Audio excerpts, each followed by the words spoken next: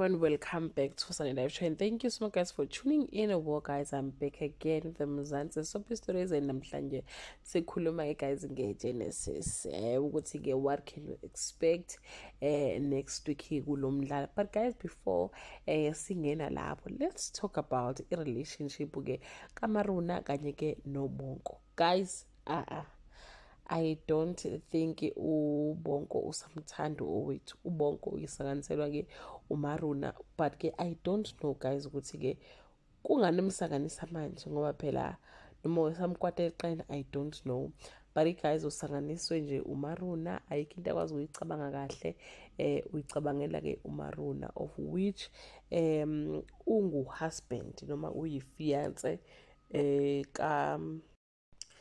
owethu oshiye uLizwi because of uBonko. Yabona nje isithole siyaphithizela guys, I don't want to lie. Phake guys, mina nje ngiyimina ngingamkhuza uMarona ngithi sisi ayibu ngiyakhuza, angazi bamkhuzane abasondele naye ukuthi hayibo sisi ungayenzi leyo nto leyo uzolimala, because uBonko guys inhliziyo yakhe isihlukane kabili manje akasazi ukuthi enzeni.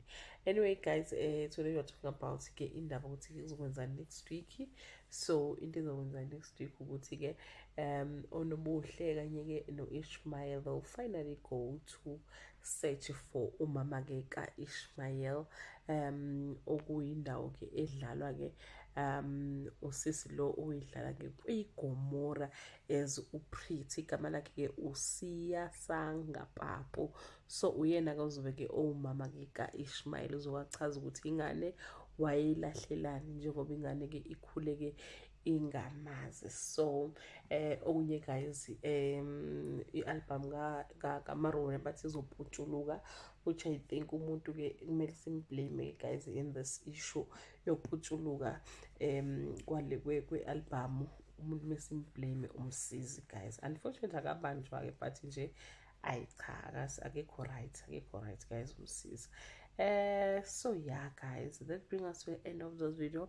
Do leave your comment below and share your opinion. Bye.